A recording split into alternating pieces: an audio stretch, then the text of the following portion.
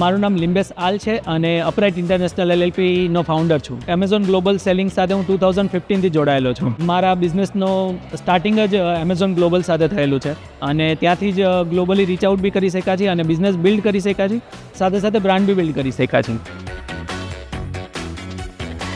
એમેઝોનનું recently કોઈ tool અગર મને બહુ એટ્રેક્ટ કર્યું હોય તો એ છે સેન્ડ કરીને ટૂલ છે, AWD કરીને ટૂલ છે, રેવન્યુ કેલ્ક્યુલેટર છે અને એમેઝોન એડવર્ટાઇઝમેન્ટ છે કે જે લેવલ ફિલ્ડ આપે છે.